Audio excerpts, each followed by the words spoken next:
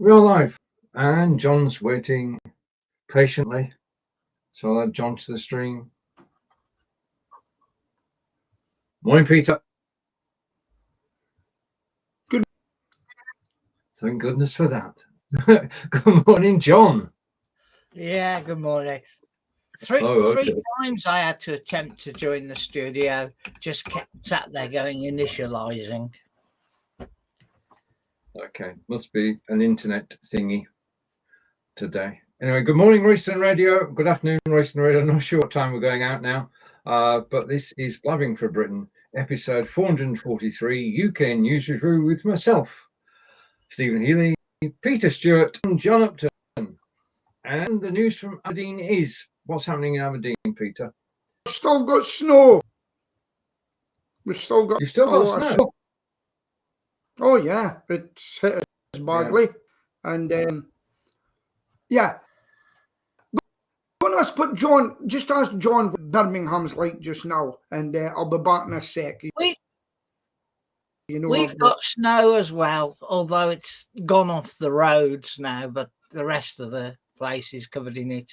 And they're forecasting a heavy snow late this afternoon, early evening. So it'll be interesting to see what happens. Well, we got snow in Devizes earlier in the week.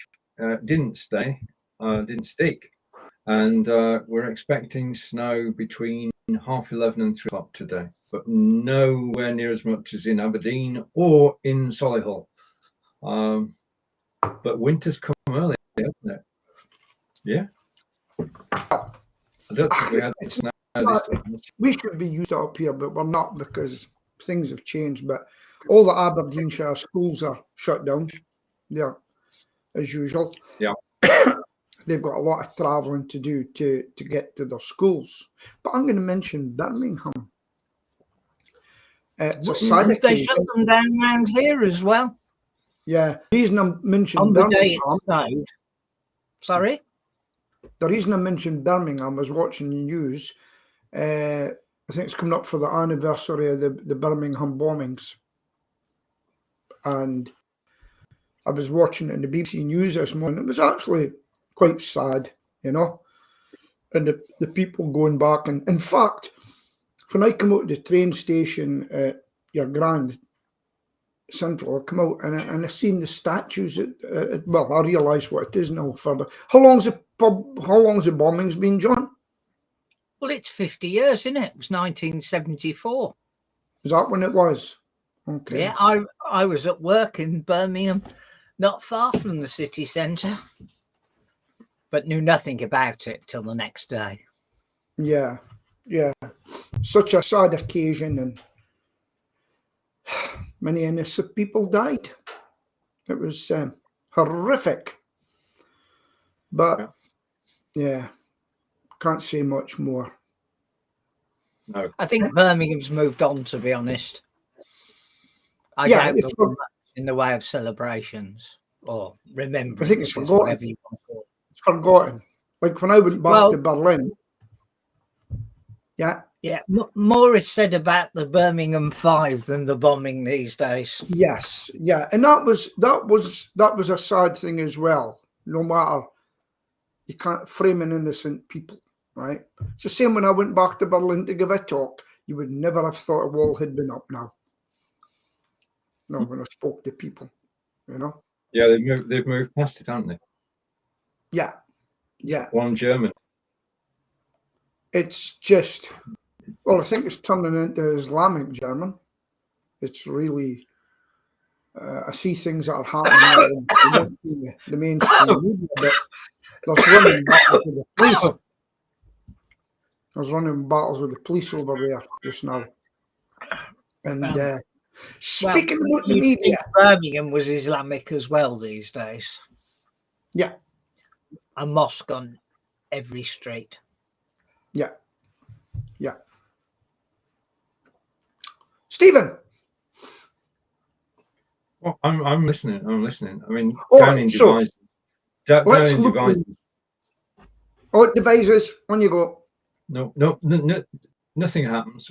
We don't have a large coloured population. It will come. Don't you worry about that, I Stephen. don't have a problem with it, Peter. You know, because I'm not into religion, so I don't care what religion anybody is. Yeah. Listen, But the biggest problem is there was a car sales showroom across the road from Aldi, and the Aldi is a big Aldi with a big car park. yeah. But 3 times a day you cannot get into the car park. And they've now got a man to throw people out the car park now. So, John, it's the same up here. I got a place called West Hill, just 4 miles from here, rather than going to the city. And so does everybody else in the area. They go out 4 miles out my city, get parked, and they've got car park things now that take your picture, and you're only allowed 3 of us, where you could have spent all day there before. The Aldi's next day, you're only 30 minutes. Yeah. And it's really, really getting hard. And until the day that they get a main bus route, and then having little noddy trains that picks everybody up and takes them to the shops, there's always going to be congestion, you know. Compulsory noddy trains, you know, get on there and everybody off at your house and things like that. It's because it's and crazy. My city's empty in the front. But the big news. is there any big news? Well, should we be giving missiles to Ukraine to drop into Russia? Well, we gave them to them 18 months to 2 years ago. So, But now they're that being used. what they can use them for. We're getting to So they're being used. But I heard in the news this morning, Russia have now fired back, and they're talking about tactical nuclear weapons. Well, so, President Putin has been talking nuclear whenever he feels like he's sort of up against it. Hopefully it won't come to that. But what you do have is a situation with President Trump being inaugurated in January. You've only got 2 months to actually get to a stage where they can negotiate a ceasefire. Because there's going to be pressure. I mean, all America has to do is stop supplying weapons to Ukraine, and that effectively is the end of the war. So Trump does have the upper hand in saying what happens. So they're negotiating at the moment, and they're negotiating by killing each other, which, So Trump eventually gets in. If he gets in, do you know they're still counting ballots? They'll get in. They're actually still counting ballots. Anyway, so if President Trump-elect gets in, you think it will stop the war? Because if he says to Zelensky, listen, chum, you better start getting around the table because you're not getting any more weapons from us. I'll make sure of it. And if he says, Putin might say, we're coming further. We're coming for you. You've no weapons. What do you think, guys? The EU is going to still continue supplying weapons. The UK is going to still carry on supplying weapons. Whether there will be enough without the support of America, different thing, and we don't know. We don't know. We do know that since the beginning of war, Ukraine's ability to build munitions has grown exponentially. They now manufacture their own drones and their own missiles, but obviously not of the power of the ones that America and we can supply. Now, it's getting dangerously close, and it's being spoken about. The Prime Minister may have to call up, i.e., those just fresh out of school at 18. You're in the army now. The army doesn't want them. They want professionals. Well, they do want professionals, volunteers, but if they're not coming forward, I'll tell you, the things I see on what I read online, and because I still use X and things like that, there are ex-British forces that say, well, there's no chance I would go fighting for Blair. I'd be happy to get 3 meals a day in prison. Well, not fighting, not Blair, beg your pardon. What's his name? Sir Keir Starmer. We'll go to jail instead. What's your views on that? National conscription all of a sudden? I don't think it will happen. I really don't think it will happen. Well, I think it's been getting rid of people, not adding people. Yeah, I mean, Labour are not committed to growing the armed force. Well, no. £500 million worth of munitions to be scrapped. So they're cutting back and they'll probably leave us wide open. Well, the things that they're cutting back on are apparently things which are beyond repair, that they need retiring. Okay. Seen better days was the expression used on the goggle box last night. Okay. That includes Chinooks and all sorts of things. But the Chinooks are being replaced just with one that's not 29 years old. Yeah, there's going to be a gap, though. I mean, they're not going to dispose of those and new ones coming straight away. There will be a gap, which could be a problem, Peter. Yeah. Never let your guard down. No. Okay, then moving on from that. Is there going to be a European army? Not us. We're not involved. Sorry? We ain't involved, are we? We're not European anymore. But we could get involved and say, we'll lend you our troops. What do you think of that? Why do we need a European army? To defend against Putin? Well, if America is going to say, hey, listen, look after yourself, guys. We've got America to sort out. If you've got Europe, let the European Union fix it for you. What do you reckon? Well, he's unpredictable, so we don't know what he's going to say. But I think the European government is preparing for the fact that things are going to change. A pan-European force, whether there's any benefits, that I don't know. If you get involved in the war, you get involved as you can't take your people into war unless they, well, or can you? Well, I reckon if the European Union phoned up Sir Keir and said, Sir Keir, could you give us some cannon fodder, please? We would really like a hand. It would look beneficial to you. It would look good. He would do it. Cannon fodder. Like the North Koreans.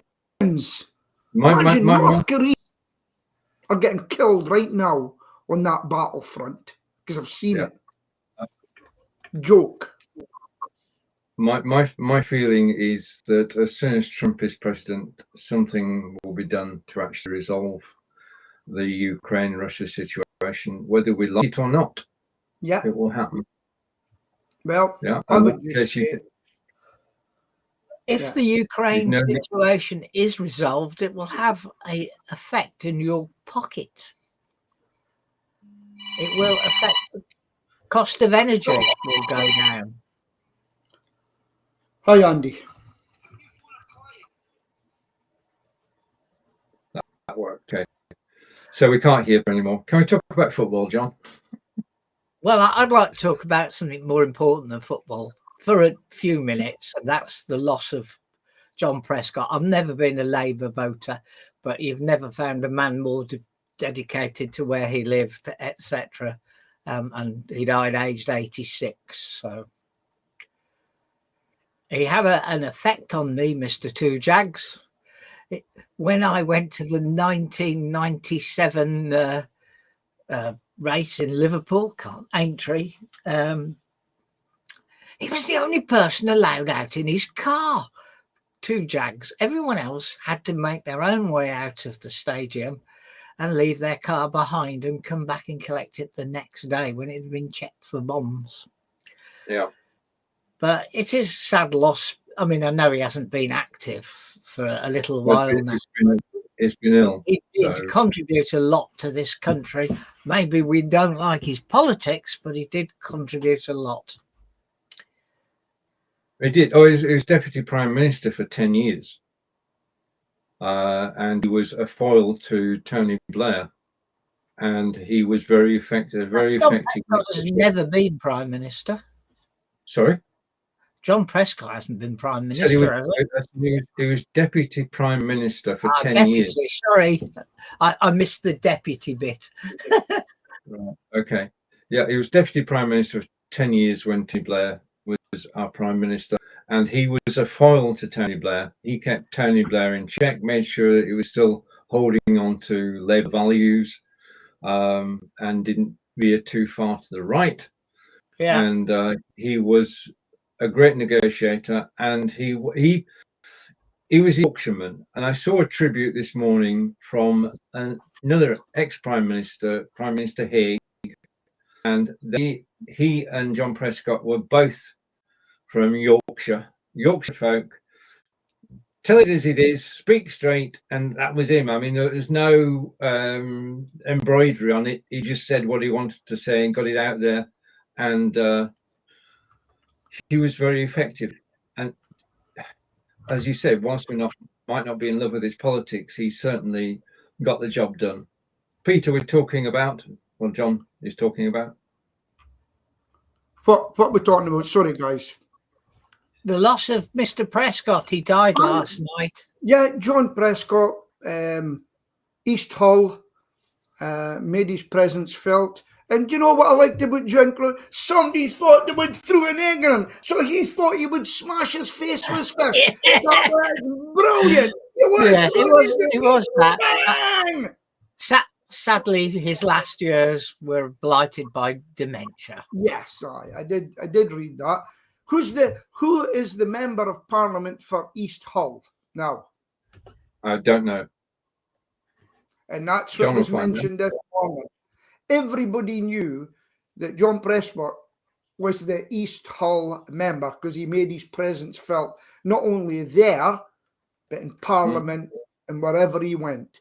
And I admire him for what he done. You want to hurt me? I'll hurt you back. You want to ruin my foot? Bang! It's currently Carl Turner, a Labour member of Parliament. Carl Turner. Yeah. I used to go down to Hull, you see. We were relatives in Hull. Because Hull has got they were quite close with the fishing community.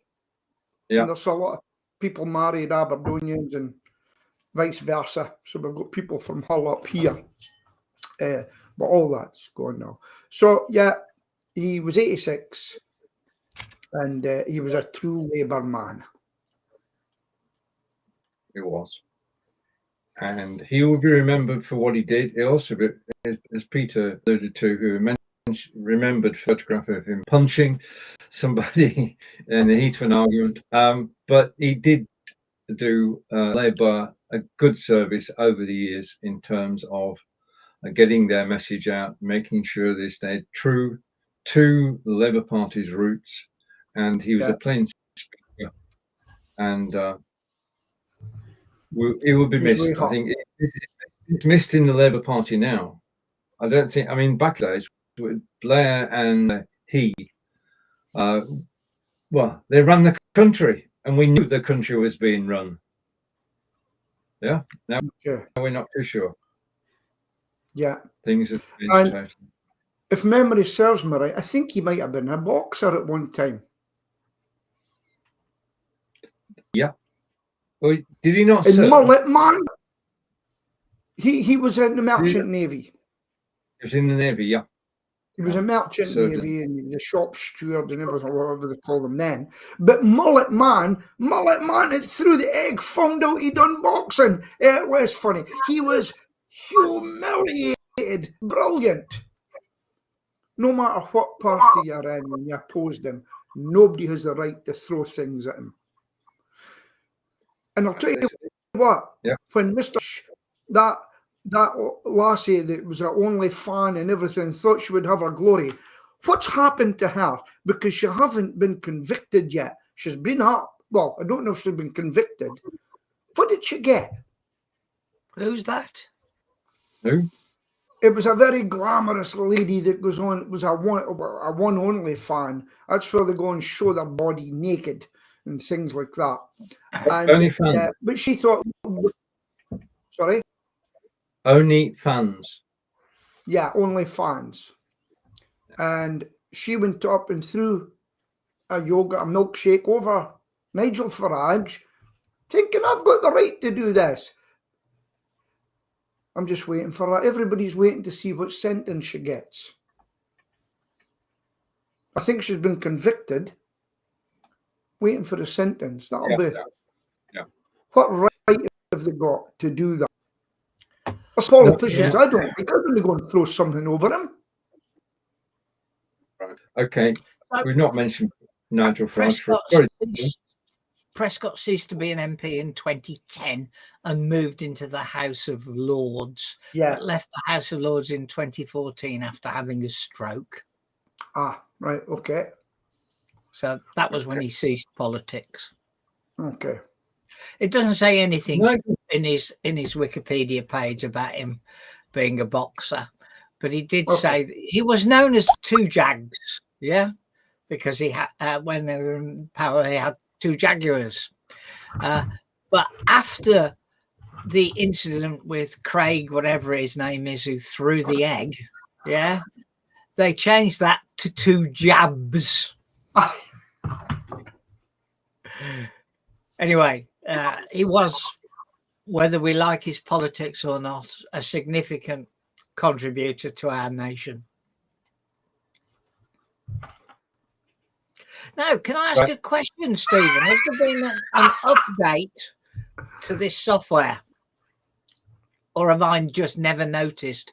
But whoever's speaking now gets a blue border. Yeah, basically there is yesterday a big launch, and the launch of OneStream Enterprise, which is, I'm getting to grips with now, is for business casting. 16 people on screen, broadcast up to 20 hours. You can broadcast 24/7 if you want. So yeah, lots of nice things happening. I'm going to get to grips with them, and I'll report back after I've done the show next Wednesday. Right, okay. Peter and I are just smiling then, because if I do this, it shows on screen a hand which says I would like to speak. And I put that hand there, and it has no effect whatever, does it, Peter?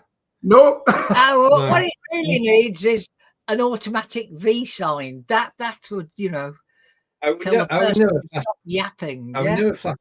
John, I would rather raise my hand and flash a V at you. Right. God, this was just funny humour. Not right. You mentioned a politician a moment ago, Peter. Chap by the name of Nigel Farage. Yeah. And I love the irony of the day of the farmers' protest that Farage turns up dressed like a gentleman farmer, and he is the one who brought about Brexit and screwed farmers royally. I don't agree with you. I didn't see any pictures of him. I did see some of the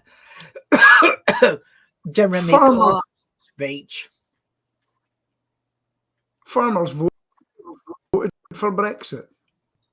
I went into. I was watching a thing this morning about it. The problem is when you die and you have to sell your farm, those people have to dig into their assets, maybe get a loan, but it's actually paid over a period of time. It's not immediate. You get time to pay it. But the problem is, right, if it comes to, now this is going to be very interesting to watch. Who's buying up all the farmland and corporates? You know? Companies. No. Companies. Bill Gates is buying a lot of farmland. Who was over to see Sir Keir recently? Bill Gates. Now, if farms go up for sale, I'd be interested to see who buys it. That will be a telling time. But they're busy. Keep an eye. Most farmers, I mean, is your house in a trust, Peter? I mean, mine is. No, It's the best way we've to got a pass it on different to the situation kids. altogether. Yeah. Yeah. We've got a different situation. And that's what farmers will do. They'll put their Yeah. farms into trust to get them away from things. The only thing is that they have to survive for 3 years after the trust is made. Yeah. So They'll find a way out. But if people have to sell their farms, and so I'm like in that position just now. I've no money. Hope I'll get money. It's very difficult. Some of these people, one lady said the other day in her business, she's on the equivalent of £7.50 an hour once she pays her staff. No subsidies for us.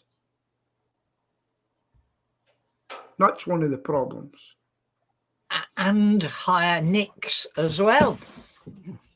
Higher what? Sorry, national insurance. NICs, national insurance contributions. Yeah. So it's getting harder and harder, and all the wages are going up 12 to 21. Be careful what you wish for when your boss says, do you know what? I'm at age now, I'm retiring. Nobody's buying the business, so I'm just shutting it down. Go and see Sir Keir and get your dole money. Okay? These things are, all these entrepreneurs that went out in the early days like me, who delivered my milk in the morning, right? At 3 o'clock in the morning, then put on a suit and knock doors. And on a Sunday, I used to get up and deliver papers from the train station all over my city. What am I getting for the end? Having to subsidise the government all the time. Wages going up. National insurance going up. What do we get? Nothing. Absolutely nothing. That's my lesson over. Here endeth it. But I just want to make one point on that, Peter. I do empathise, but the point is, we knew the deal when we went in. When we went in to be doing business in our own right, we knew what the rules were, and we knew that nobody was going to help us. We knew that we were off sick, we don't get paid. We knew all that to begin with. So we can't, from my point of view, we can't turn around and say, give us some dosh. Oh, yeah, I'm not asking for dosh. I'm just saying there's nothing there for us. People that set up companies just before the pandemic, what did they get? Nothing. Because they didn't have, the first year they didn't have the books to get the money. Nothing, right? Probably bust a lot of them. My sister, unfortunately, has been set up a dog walking business. I won't go into it too detailed. And she says, I'm going to go to this and that. I says, anything you need to know, phone me. And she's taken advice after all the years I've been in business to do this, to do that. Don't start off cheap. And once you start off cheap, you've had it. And I just an example today where I picked up the phone and spoke to a customer before my supervisor. I got 30% more in him, which I should be charging. I'm putting the prices up. And I'm getting it. So, yes, it's hard. It's our own fault it was started. Our own fault it was started in business, and we built up, and we paid our taxes, and our national insurance, and we gave people jobs. I'm sorry we done it. Yeah? We're such bad people. We're self-employed. Yeah, we got business. The thing they got. Some people think we went into business to exploit people. But we didn't. No, you know how the articles in the papers about employed, 50% of them were slagging me off because I employed older people. Can you believe that? Can you believe that? It says, I've got trackers and I never use them. Yeah, that's right. Yeah, blah, blah, blah. Boneheads. Yeah, okay. No, the reason the trackers it comes with the camera. Comes with the camera in case there's... This is one of the rare occasions, Peter, when I'm going to talk about what you're saying and be joined by Jon whilst you have a coffee. Go and get a coffee. Right, okay. Now, you got your point across and it's in the recording. People on Royston Radio will hear it. Okay, I've got to say that I went for an eye test on Tuesday, and it's the annual diabetes eye test because, as Peter knows, that diabetes can affect your limbs and it can affect your eyesight, and you've got to have an annual test. And I came out clear. I didn't realise how wound up I was about the result, but I came out clear, so I'm okay, good. But what they did say was go to the opticians on a regular basis. So I listened to them, and I went to the opticians for the first time in 3 years. And they said, would you like some reading glasses? And I said, yeah, okay. And said, they're £50. Okay, these are they. And they've got prescription lenses. And these are my other glasses somewhere. These are Boots off the shelf ones, £15. These are, we've got prescription lenses. The difference is stunning. Yeah, I can read the smallest of small print because it's got my prescription in. And then 2 weeks after I got these, I got a letter from Boots that said 50% off the second pair.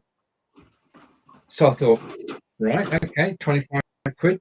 And if I have one pair upstairs, one pair downstairs, I'm in. So second pair of glasses, 25 quid. I went in to order them and sat down and had the same frames and obviously the same lenses. And she said, right, we've got a special offer on at the moment. Buy one, get one free. because I was buying a pair of these at £25, I got another pair for free. So I love Boots. So this is a shout out to Boots. If you're looking for glasses or reading glasses, go to Boots. They've got a buy one, get one free on at the moment. And I just recommend them. They are good at what they do. Put your spare pair in the car. Yeah. Because that's the best thing I ever did is put a pair of reading glasses in the car. Right. That's when you go shopping. I mean, I know you don't drive on a regular basis, but you still go from A to B with Angelica, don't you, in the car? Yeah, I'll go out and about. I've got it. It's one of the best things I've ever done is put a second pair, a pair of reading glasses in the car because I can't read in these glasses. Yeah, if I want to read this, I have to go like this. You can't see what I'm doing, but no. Well, Angelica has to take her glasses off to read. I can't drive in my glasses, in these glasses either. It's just very complex. Yeah. For those on Royston Radio, Peter's enjoying a short break while he makes himself a coffee. Okay, football is back this week, John. Seems like it's been around for ages. Okay. I think congratulations. Stop these international breaks. We didn't need them in the past. Why do we need them now? True. It's the Nations Cup. It comes around once every blue moon. I mean, the next one is in sort of a year's time. Well, the next time we get affected by it, or the leagues get affected by it, is March. So we can actually play Championship and Premiership football without a break until next March. I've forgotten where Burnley are. Can you remind me where Burnley are in the table, John? I think they were 4th in the Championship, which is awesome. I really want them to win because if they win the Premiership or Championship, they come back up to the Premiership and then they've got to go back down again. So may as well win. The Premier League is just crazy. I mean, 11 matches in now, so there should be decent gaps. But the difference between 3rd place and 9th place is 1 point. Wow. So Chelsea are 3rd with 19 points and the Villa are 9th with 18. But there are 3 people on 18 points and 4 teams on 19 points. Who's top of the league, John? Liverpool. But how long will it last? That's the big question. It seems to have taken over. Because Manchester City are not doing as well as they normally do. Yeah. So with a third of the season gone and plenty of football. Burnley are fourth with 27 points. Yeah. Sunderland top. Yeah, amazing. And Sheffield United second, but that was in many ways to be expected, having gone down. But then in the other hand, you know, Luton Town went down at the same time, and they're 21st. Yeah, yeah. Whereas some teams just drop straight through. Yeah, I mean they could go through to Division 1. Right, what's happening in the world? Nothing, is it? Well, Peter wants to talk. Peter, over to you. Right. Just going back to glasses, right? First of all, how much were the cost of your glasses, Stephen? These are reading glasses, and they were £50 for two. I got a second. No, £50 for a pair of reading glasses. I got an offer that said 50% off. So I went in and got the 50% offer, and at the same time as I did that, said, we've got a buy one, get one free, so you can have another pair of reading glasses. So I will end up with 3 pairs of glasses for the price of one. I use that. I'll tell you what, I've lost 3 pairs of glasses this year. 2 varifocals and 1 reading glasses. And one of them sitting in a train that goes from the international station, Birmingham, to wherever it goes and back if it's not been found. And that was because I tried to get off a train to meet John, and I missed it by a minute or 30 seconds. So so I'm never ever going to buy designer glasses because I just lose them. Actually, these glasses are my prescription reading glasses, but I can actually see better without them at the moment. So I'm glad that glasses have came down in price because they were getting quite expensive. These are the fancy designer glasses I bought not after the last test, but the test before.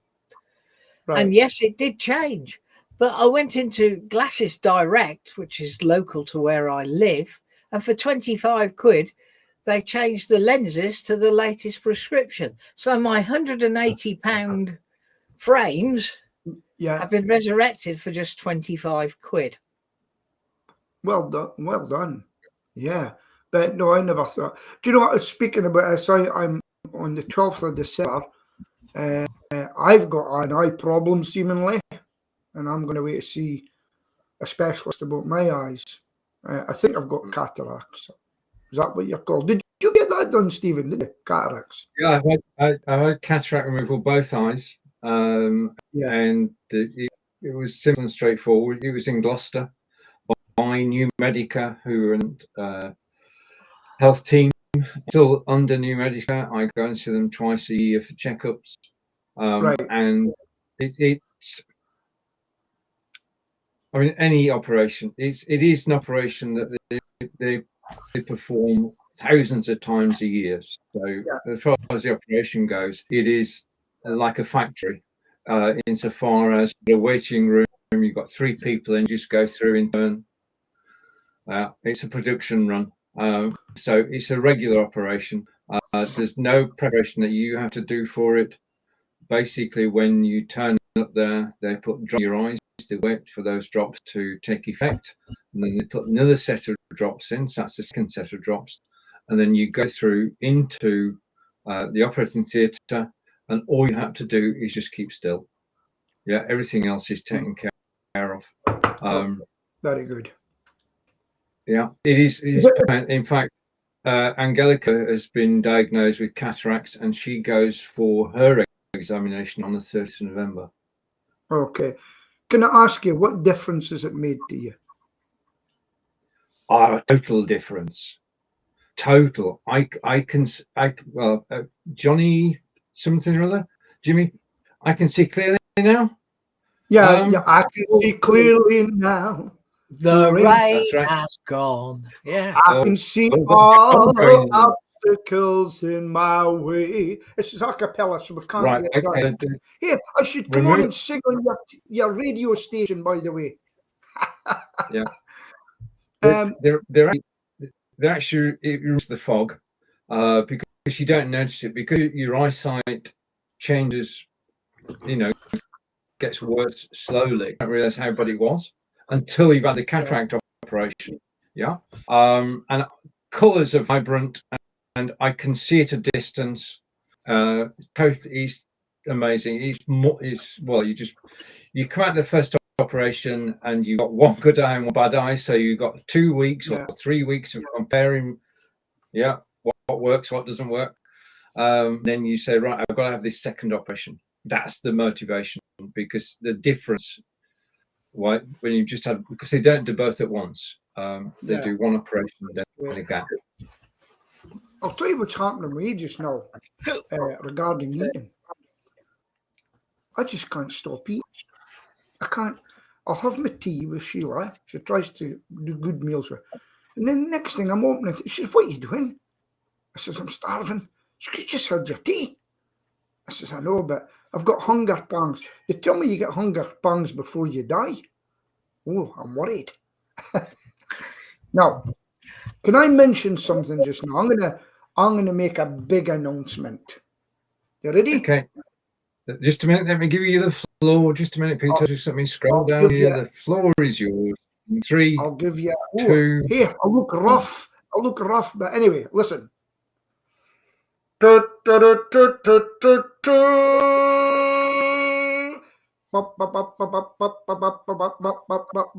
Congratulations. Now, why am I saying this? I think it was last week or the week before. I said to Stephen, one day you will hit your sweet spot with your video making and your advice and everything. And he's done it for years. And tell me how many you got. You can take me off now and come back in with me. How many views did you get of? You can tell us a story now. I can tell my story. Okay, I will tell my story, and we should come back. If this is where the system's going to break, because let's go. I'm frozen. Peter's on camera permanently. Just a minute. Let's try this. My studio stopped working. Pete, the show is yours. I've no way back. Okay, right. So I can hear you, so it's okay. So give me a subject that we can talk about just now. I can't get Jon on screen either. Okay. Just a minute. Right. Well, to America. America's in a bit of a state at the moment. They've got a new president coming in, and he's already telling them what he's going to do. And the states have actually said, if you come here to take this illegal immigrants out of here, we will block you and we'll stop you doing it. And they've already come back and said, well, that will be a federal offence. And basically, we'll arrest you. And we'll come in, and we'll use troops if we have to basically come in, and we'll get them us. And if you want to go and replace them in a cell or anything like that, that's what's going to happen. Now, in some of the states, you're getting near civil war. This is because if President Trump-elect says, we're coming in to get the immigrants, there's going to be a problem. And I can see flashes on the street, and it's not going to end up nicely. And so that's what's happening there, right? So very, very difficult times ahead. Elon Musk is supposedly getting asked to come over to the United Kingdom and talk about his platform and how it interfered. And Elon Musk said, well, we'll be doing the same to you. How you got involved in shutting down some of our speakers, etc. It's getting nasty. How can these two governments get together when they know they despise each other? That is going to be a very... How can a foreign secretary have called the president everything under the sun, and he just turns around and said, well, that was in the past? You know, if I was president, I'd say, enjoy your meal, Mr. Lammy. Now, do you still think I'm a racist? Have you got everything from the Ku Klux Klan? No. Right. Okay. Can you just can you switch your camera off for a moment? Mine. Yeah. Ooh. It's not. It's not letting me. That's it. Right. So that it's probably better thinking about this. If just a minute, let me just try this. You're back. All right, I'm back. Okay, just a minute. I probably won't be able to get off the full screen. John, you're back.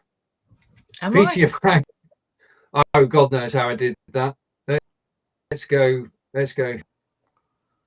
I like that. Just let it settle down. The joys of live broadcasting. I want. I said to be. Right. Know what's going on. Oh, he's got a lurgy. We're back. Back. Right. Okay. Do you guys use Gmail? Oh, Stephen. Right. I was amazed last weekend to have videos go viral on YouTube. I broadcast every Wednesday for OneStream Live, a different topic each week, and I broadcast on their YouTube channel. And last Friday evening, I noticed that the views for one of the videos had gone from 100 to 1,100. I thought, there's something on here. What's going on? The first thing that sort of you think is bot. Somebody has created a bot to actually keep visiting, and then the likes went up as well. I thought, no, this is not a bot. This is for real. So on Friday night, 1,100 views. By Saturday, it had gone to 10,000 views, more likes. And then incredibly, by Sunday, John, timing's everything. Thank you, John. I'm going to can't help it. Coughing. I'm going to. I've lost the thread now and the book. Right. Okay. End of the story. Basically, over the course of 2 days, 8,000 views. I'll switch your mic off, John, just in case. 84,000 views over 2 days. Totally amazing. So I've gone from 100 views for a video to 31,000, and I'm just blown away. It was real. I'm still living through it. I'm still sort of rationalizing it and getting to grips with it, but it feels amazing. It's the best feeling in the world when something like that happens. And it's the thing that makes it special for me. It was on merit. The video that got 31,000 views, and it's got 32,000 views, so it's not finished, basically was how to become a gamer on Twitch and YouTube, and how to do it technically, and how to get an audience. And gamers in their tens of thousands actually came to watch over last weekend. So I'm eternally grateful to OneStream and to YouTube, and it was quite an experience, Peter. And it actually happened. Switch John's mic on. Well, I took mine off. Okay, so that was. Here's the question for you. How are you going to take advantage of that now? Why not interview a gamer? Reach out. I might do. That's a good idea. I don't know any at the moment, but that's no obstacle, is it? We should always go over and work out who the best gamers are, and then try to interview.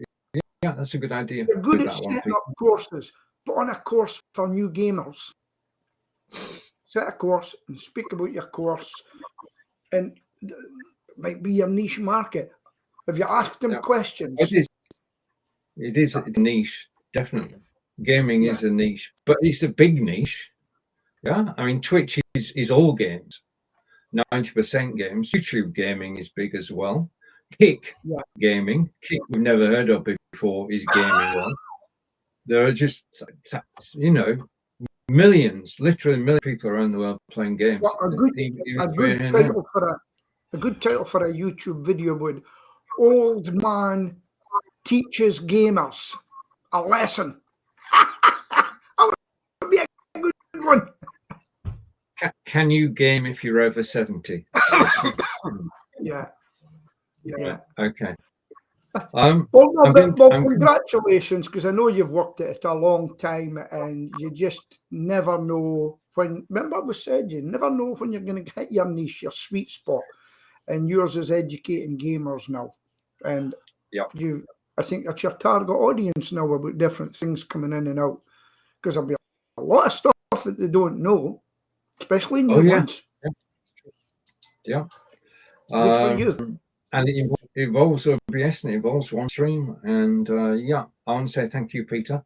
And thank you to Team Blabbing for Britain, because this is where it all began 10 years ago. So overnight success after 10 years. And I'll take that with gratitude. There is something I'm going to do today. You're on Blue Sky, Peter? No, I'm no intentions of going on. I've got Facebook, and I've got. I'm going to wait a look at TikTok for my business, and I'm on X, because X lets everybody on and say their piece. That's what I'm staying with. Not intention to go to Blue Sky. Well, I'm on Blue Sky, and I'm going to do something that nobody's done before. This afternoon at 3 o'clock, I am going to go live on Blue Sky. Now, this is pretty good, because they don't have the ability to go live there, but I've worked it out. So I've rebroadcast live on Blue Sky, and it's gone in the last week. Blue Sky has gone from 50 million users to 20 million. Yeah, it's going gangbusters. It's really taken off, and that's where the journalists are. It's where the left-wing journalists are going. It's also where the news services are going. It's where artists are going. In fact, the whole people from Facebook are going. I mean, I got a good response. Yeah. Echo chamber. John, did you get it then? No, echo chamber. You've went to an echo chamber. Well, everybody will agree with you. Laura Loomer is well known in the States, being a right winger. She lasted an hour in Blue Sky banned her. Mate, you didn't know about that. No, you did. To be fair to Blue Sky, we would not go. The idea is for lefties. It does accept anybody, and there are right wingers on there, Peter, and there are right wing news organisations on there. Please accept everybody, but if you go and you go there fighting, then you'll get a fight. Yeah. If you go there and you go there discussing the topic, you'll stay. Two things that happen with X. There's a lady that I watch her postings every day, and she writes books on World War II about heroines and heroines that you've never met or probably not heard before, a lot of them. And she was said, "Oh, should I leave?" And lots of people wrote in and says, "No, don't leave." I wrote in and said, "Listen, I love your history. I love hearing about people and heroines, a lot of heroines actually." And I says, "I for one don't want you to go, because I enjoy your history on here." And Twitter is not all about fighting. I love the historical things. I've seen things on there I would never seen before, film wise, you know. And I don't fight with people. I watch, I see what's going on, you know. But I happen to come across, they've got a thing where you can go on as well. It's hosted. I can't remember what it's called. They're speaking at a time and everybody joins. And this guy had written up and he'd said, "I hate the German language. It scares me." So I went on and they let me on. And I done a bit of German. It says, did I scare you now? He says, I can speak German. And having said that, right, I've got a new app that I found this morning. I'll tell you quickly about it. Right, so it might come handy for people that are learning German. It's quite a good app. If I could. Voice translator, right? And I can go, this is voice translator. Okay. And I can, it's coming on. Yeah, so it's got a lot of adverts if you don't buy it, right? So, okay, here's the voice translator. The only thing is lots of adverts and you pay it. I don't know how long the advert's going to be. Close, right? I've got English to German, and I just say it. I'll do it now. The bus is late again. Der Chef kommt wieder zu spät. So it said, der Chef wieder zu spät. It's quite good. So I know how to pronounce things. Sorry? No, it's very impressive. Yeah. You want the name of it? So just for anybody that's learning and catching up, and it's called Voice Translator. And then you can buy it if you want. Check it out. Very good. I'll check it out. I'm Gallagher about it as well. Yeah. Yeah. Very good if you're over in Germany and it may help you. Well, yeah, exactly. I mean, if you'd known about it when you went in. Oh, yeah. But I seen another one. It's ear. You've got this thing in your ear, and the guy walked past and he came back. He says, did you just say, yeah, how do you know? The ear thing translates what's said, tells you what it said. However, it's then having that conversation moving on. You know, you hear what you know what they said, but it's you trying to go back and answer the question or whatever, you know. No, I think it's good. I think it's good. Oh, for time, 10:57. Right. Do you know what I'm glad I don't have anymore? What was that voice that helped us? What do you call it? I cancelled it. No, if I was a noise in the background. Crisp. Yeah, Crisp. You know, one of the things Crisp done, it tells you how much you spoke during the meeting. Do you remember that? I remember that. Yeah, I did that one on this show. I still have Crisp running all the time. Yeah, I've still got it. Yeah. Very good. It's working now. There are times when it's brilliant. 99% of the time it's brilliant, but every so often it just throws a wobbler. I can understand not wanting it. Yeah. As soon as they upgrade something, that's when you have it. Did you know my website host changed servers? Didn't let me know. No. But my website wasn't coming up and things like that. What a nightmare. But he managed to fix it, you know. And you won't realise how bad it is until you say there's lack of calls coming in, you know. Mm-hmm. But I went on a thing about Google Guaranteed. Did I tell you about that? Yeah. I think so. But Google have been told to sell Chrome. Yes. They have to divest Chrome, and they're putting a counter argument, which is to be in by December 20th, apparently. And it's come to that time, Peter. We've been talking for so long. John, it's over to you. Wow. Gosh, already. It seems like it's gone just like that. Anyway, so it's goodbye from the man in the land of canals. That's Mr. Healey.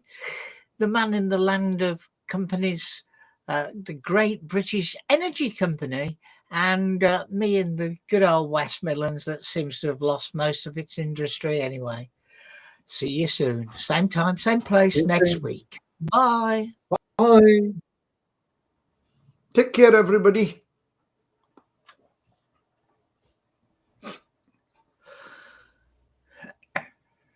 And